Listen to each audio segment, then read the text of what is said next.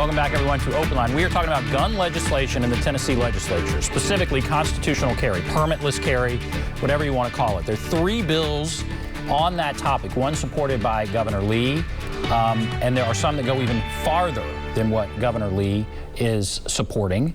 We have with us John Harris with the Tennessee Firearms Association. He's joining us via Zoom. We are streaming this on our Facebook page, so there are lots of opportunities to comment. I'm now going to go to Mike. Mike, who's on the line. Hello, Mike. Yes. Go right ahead. Yes, I don't know if it's part of the topic or not, but I just want to know that if somebody had a felony for 20 or more years, would they be able or capable of purchasing a firearm? A felony that's 20 years old, is that what you mean? Yes. Okay. All right. Thank you. What about that?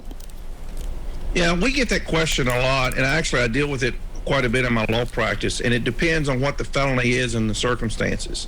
If it was a Tennessee felony conviction and it's a non-violent felony, there is, yes, probably something that can be done about it.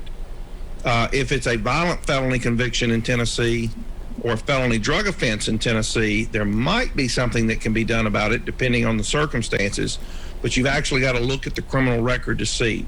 But there is a process where some people with felony convictions can overcome that hurdle and get restored to the ability to possess firearms. He said 20 years. Can you do it sooner than 20 years, or do you have to wait 20 years? The only limit is you have to finish your sentence. So you could do it the day after you're done. 20 years really isn't a big factor. And do a lot of people do that? Does this happen a lot, or is it rare? It happens a lot, particularly on nonviolent felons and Class E felons. We have actually expungement statutes that have come on the books since 2013 that allow people with all kinds of Class E felonies, as long as they're nonviolent, to not only have their rights restored, but to have, just like Megan Berry just did this week, to have the existence of the conviction actually removed from their record. Okay, let's go to Joe. Rights restored. Hello, Joe. Just like Megan Berry just did this week. Look at that. We're hearing that again. So turn down your TV. And actually removed from their record. And Joe, if you're there, you can comment. Okay, I talked to you guys some years back about this firearms deal, and I made the remark that anyone that employs a firearm in the commission of a crime should be automatically given the death penalty. And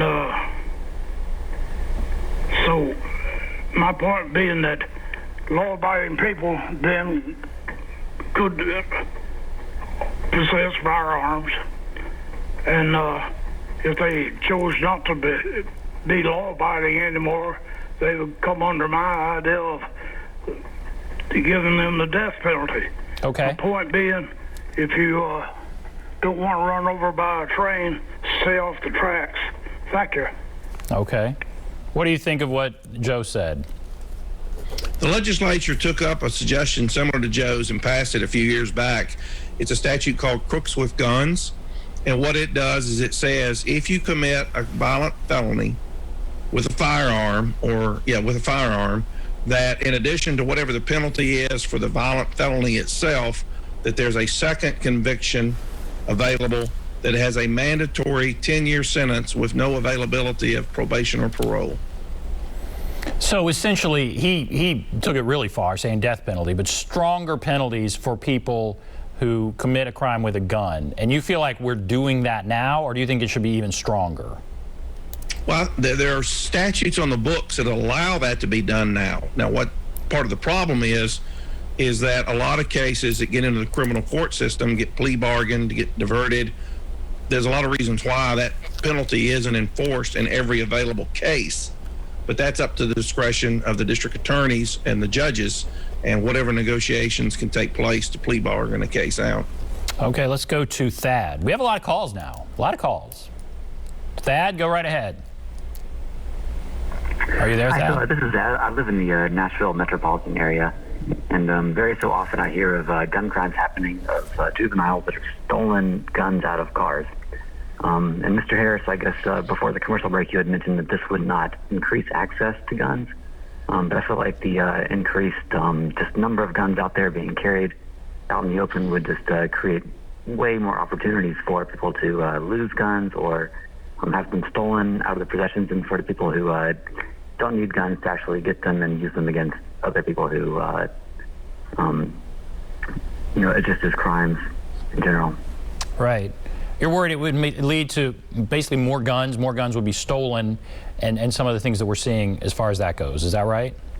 Yes. Okay. All right. What do you say to that? Well, there's a couple of aspects of that. One of the reasons guns get left in vehicles, depending on the circumstances, is that even with permit holders, they go into places that are posted, either by state law requirements or because the property owner requires posting. So there are instances where guns are left in vehicles there. But in typical fashion, at least the part of town that I live in, most of the guns that are getting stolen out of cars seem to be where people drive home, they park on the street or they park in the driveway near the street, and then these gangs come through or the kids come through and they're hitting the cars and they're looking for anything, not just guns. They're looking for cell phones, laptops, iPads, purses, whatever's available, and they take it all. And some of it's for resale just to raise money. Some of it's for use in criminal enterprise. Now, one aspect of the governor's bill that I think is a smart provision is it has a provision in it that says if you're caught stealing a gun from a car, there's a minimum 180 days jail time that has to be served day for day. They're trying to increase some of the penalties to discourage that kind of conduct. But the best way to discourage and to reduce the number of guns being stolen from cars is to allow the people who are carrying the guns and transporting the guns to keep them with them on their person and to encourage them not to leave them in their car when they go home at night, take them in the house. Should there be a penalty if you leave your car unlocked and somebody comes and takes a gun? Should the gun owner be penalized? We have seen that bill proposed for a couple of years now. It usually gets defeated on the concept of you're victimizing the person twice, once for the theft and once for leaving an item that you choose to leave in a personal vehicle that's considered an extension of your home.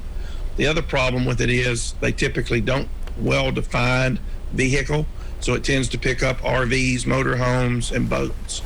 Okay, all right, we have to take a break. Hold on the line if you're on there. Take a break. Be back with more right after this.